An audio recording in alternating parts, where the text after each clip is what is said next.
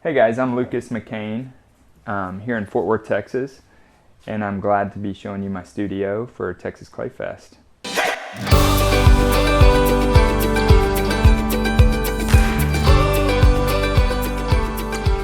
We're gonna start here. I want to show you my wedging table. I've got an old butcher block that I use to wedge on. I've got some got a wire set up. I love to wire wedge clay that I'm reworking. Move over here to my wheels. This is where all the magic happens. And then I've got a wheel set up just for trimming. And to keep the mess down, I like to use this guard I made out of an old trash can. Saw that online. You can find tutorials for that online for making one for yourself. It's got my grip on there. Here's where I do all my glazing. Keep my glaze and my glaze materials for making glaze. Lots of brushes to play with. This table here is good for cleaning. You might want to have a stainless table or something that's slick that you can wipe up if you're going to be glazing on it. I like to keep all my finished fired pots here. It's really tough for me to keep everything separated. You know how messy potters are. And here we've got stuff that's coming out of the kiln or about to go into the kiln, bisqueware. I keep all of my a lot of finished pots in these bins. Here's some pots that I've glazed. I'm going to be firing a kiln later in the week. Something, if you're just starting a studio, something you might want to, you might never have thought of is keeping work damp for a while. So this is just a Tupperware bin that I put some plaster into, and you can keep pots in there for quite a while. So I'm going to put a handle on this later, and I just need to keep it moist. So why plaster at the bottom? Plaster soaks up the water, and it allows it to stay humid. Huh. So I need to actually pour some water in there. I'll just pour water onto the plaster, and then it holds onto it and keeps a humid atmosphere. Interesting. Yeah, I just tuck those under there. Right here, I've got it hidden a little slab roller underneath this tabletop. If I want to do slab work. How often do you use that, Lucas? I don't use this very often. Yeah. Maybe 3 times a year. Okay. Yeah, very rarely. I'll just do a series of stuff and then be done with it. Yeah, I'm on the wheel all the time. Cool. Yeah. Can I ask you some questions? Yes, please. Okay, so I feel like I'm lost. So the plaster retains water and it keeps it moist. And I always think of plaster soaking up water, like. Well, it does. So it soaks it up, and so it keeps it from escaping. Okay. The plaster's holding it, Huh. and as it's trying to escape, the plaster's pulling it back down How into it. long have you been able to keep something? How long? Oh, you could keep it indefinitely. Now this one is better because it seals better. This one has the fold top. I just had it around, and so it'll lose some. Sometimes I'll put plastic over it and close it. Yeah. But yeah, that one was a little dry, so I would pour water into it. And you poured that plaster directly in there. Yeah, I mixed it up and then poured it right in there. And that's cool too because you get your nice flat base. Mm-hmm. So Jonathan Martin at Black Oak Art, he used those bins from Home Depot, Mm-hmm. but we just put. You can see this like soak up in there. Just soaks right down in there. That is cool. Yeah, so I could probably put, a half a gallon in there. I don't know. That's remarkable. I'm gonna start doing that. The only downside is they're really heavy. So Jonathan probably didn't. They're moving them, transporting them. You wouldn't want that. And they're getting after it, so they don't need to keep them for a month. Yeah. So you have this island here in the middle. Yeah. And you're using this as kind of like a standing work area. Mm-hmm. And then you've got other That's where you keep all your bats. Yeah, I'll keep a lot of bats right there. That doesn't really get moved around much, but it could. It's on wheels. I do a lot of glaze work right here. And if I'm doing hand building right here, or I'll stage pots that I'm carving. And you got a good seat here. So I'll sit there and carve. And usually if I'm carving pots or if I'm handling mugs, I'm kind of trimming. Yeah. After they're trimmed, then I'm putting a handle on. So I'm moving back and forth between this little area here. So all my trimming tools are right here. Couple brushes just for adding slip. These are for putting slip on for handles. And I use I have some wood carving tools I use for trimming, for putting little edges and putting yeah, you do a lot of cool little I'm just starting to. I don't know that I'm getting very sophisticated, but I'm just starting. So to carve back through that texture, I'll use these little flat trimming tools to create that smooth spot. I didn't even realize that was one. Yeah, so I can do serrated ribs all the way cool. down. Huh. And then if you do a serrated rib, it gets really sharp. You know, so after I'll do the rib and the serrated rib and scratch it, and then I'll come back with something very soft. Now, what like is this? this. You just made this, yeah? Yeah, you can make this out of something soft plastic, maybe the top of a yogurt container, or just flex it and see how soft it is. So this is a really soft one, and I'll just smooth it down a little bit. Just take the edge off of it so it's not scratchy. Yeah. So most of this is smooth. There's a few burrs right there.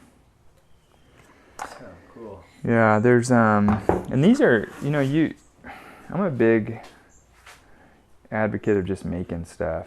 Don't spend money. So I wanted to try different rib shapes, so I had these plastic containers, and so it felt medium stiff, and so I just cut that out with scissors. And then there were several I made that weren't a good shape, so I'm not out any money. I just throw it away or recut it into a different shape, And I really like these. Are these dry elements? What's in here? Yeah, so there's big bags of glaze chemicals in here. And I keep them in jars up top. Jars have really been better than... I would like to get all of them out of bags. Yeah. These just waft dust and they're hard to label. So I'm really moving towards the big jalapeno jar. We go through a lot of jalapenos, so if I can just get them all in that and be consistent, that'd be great. Binge. Jalapeno binge. Cool, man. And I like to keep pots around. This is a pot from Stan Irvin. No, this Stan is down in he's down in Rockport. Okay. He just got a studio there. You should go visit his studio in Rockport if you ever can. It's really neat. I don't remember. This guy's from Oklahoma, I think. I got it at a little gallery. This one my mom made when I was in the womb. She was taking a pottery class. Oh my gosh. And who knows where. I don't know where she was. I don't remember where she was, but she said she was pregnant with me, and so some kind of who knows, yeah. Cool. So Glaze Elements. You built this? Yeah, I just built this into the garage. So 2x4s, 2x6s. It's bolted to the wall. You want it to be sturdy, unless everybody's got their own way of working. If you need it to move around, you can put wheels. So many of these things were found. These were tall rolling shelves that came from a potter in Corpus Christi that I bought my first wheel from. And he sold me these shelves, and I used them. I used to roll them around in here, but they seem to be cluttering up my studio more than just putting things on the wall. So I like to have things on the wall, and these, for me, I like to have just shelves that can adjust, so I can have some type of height adjustment, and Sorry. Is that the same height? I think this is a little lower. yeah, is that hole there? Yeah. And why did you decide on this kiln? That was just about the size. At the time, I was working at the supply house. That's what I could fit in the house we had. So, just that's how much we could fit on the breaker. Right. So that was a different house. I moved it over here, and it's been great. It's been a great kiln. It's good size. And Scott's here in Dallas, yeah. This is Paragon. Oh, this is And Paragon. they are in Dallas, yeah. That's it. Mm-hmm. And I didn't really know much about kilns, so I like having them close to get parts. I don't know that they're the easiest to maintain. I've heard other kilns are easier to maintain. I would get a professional to wire your kiln if you're trying to put a home studio in. You know, get an electrician to come and make a good connection for you. If you can vent it or have it away from where you work, that's good too. Have it in a separate space. You don't have you do have a vent. I have a vent I'll put out here and just blow out. Got it. Yeah. It pulls from the bottom. It's kind of how we do too, is just have it by the garage door. I just leave the garage door Mhm. up. Yeah, I would like to put it out the wall so that in the wintertime, it'd be safer. So your Yeah. clay is right here. Yeah, I just bring my clay in, stack it here. I use 2 clays. I use B-Mix, a Cone 5 B-Mix, and from Laguna, and I use a red clay from Armadillo, Cinco Rojo. I like both of them. They're both fairly smooth. They're not groggy for me. I like that. It allows me to do brush work or the design work, make clean lines on it when it's nice and smooth, and then I like the dark color of the Cinco Rojo. I like the way it interacts with my white glaze. So Yeah. for Cone 6 electric, it's good I like that strong red as opposed to kind of the in-between. Yeah. Yeah. The Cinco Rojo looks like terracotta. Mm-hmm. Yeah, it's got a little bit more of a brown. I've got some terracotta pots from a potter, and it is it's got that reddish. It's got a little more red, like Sedona. I forgot what's down here. So this is where you wedge, right? Yeah, this is where I wedge. You got your IKEA or whatever that is. Let's take this off.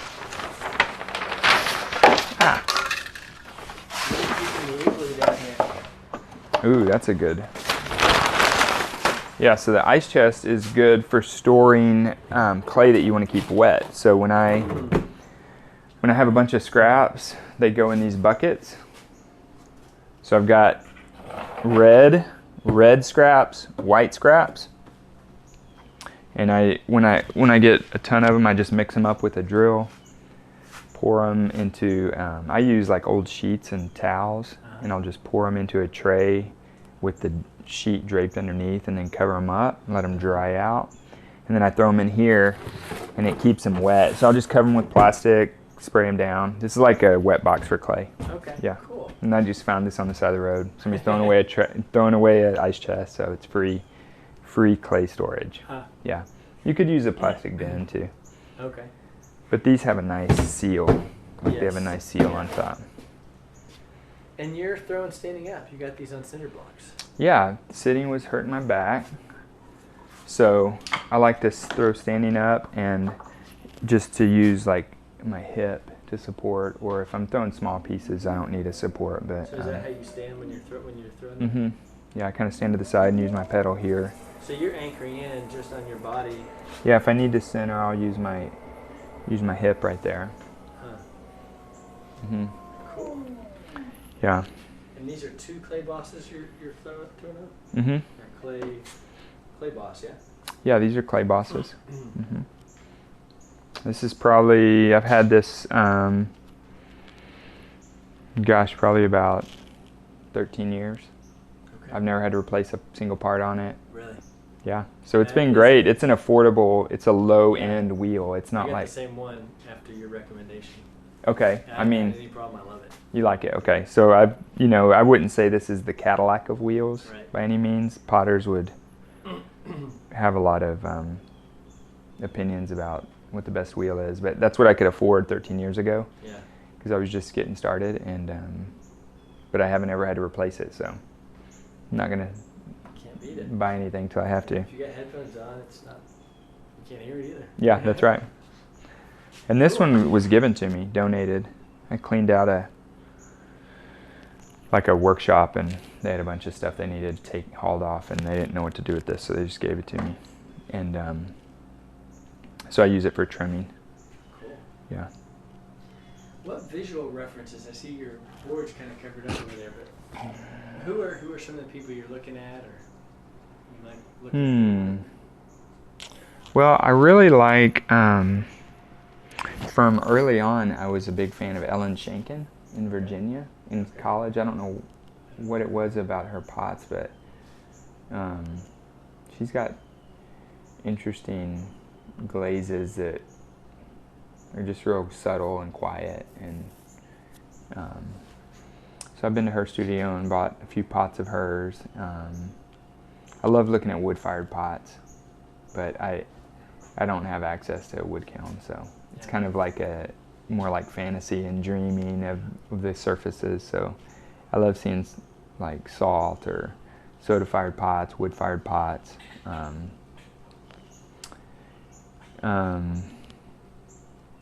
Fire does so much of the work. Yeah, and I enjoy that. It makes the fire, but yeah, and I enjoy fires. Yeah, right. Like I make fires all the time. I just don't make kiln fires, and so the few times I've been able to do those, that's what I love. Yeah, but it's hard to get access to that. Yeah. Mm-hmm. Cool. Yeah. And I guess the only other tool that a beginner might be interested in getting eventually would be an extruder. I use these for handles, and you can, if you've never seen one of these, you squeeze it down and the clay comes out the bottom, and there's these dies. So I cut little dies out of these. These are caps from the plumbing department of Home Depot.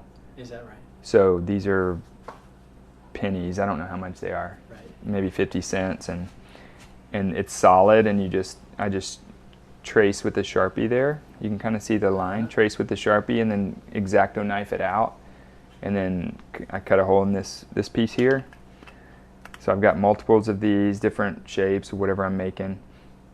Pop it in, slide it in here, and then tighten it up right here so that that's tight, and then I can extrude that out. So. Man, I'd love for you to do a demo of a handle at some point. Yeah, that'd be good. Handles. Your handles are phenomenal.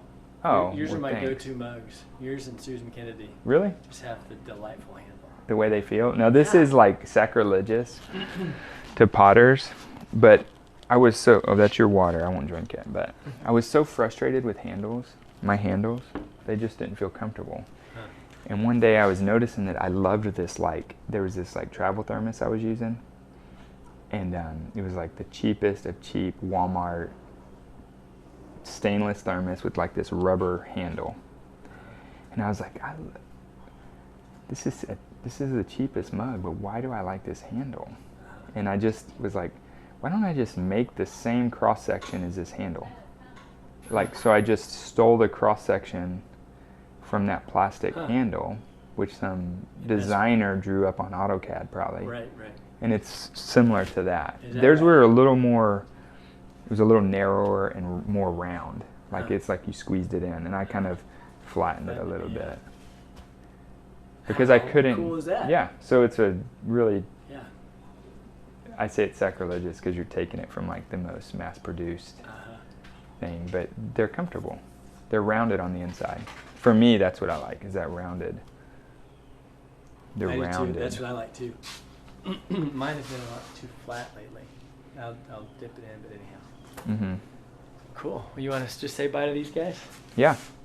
See you guys. See you online at Texas Clay Fest 2020.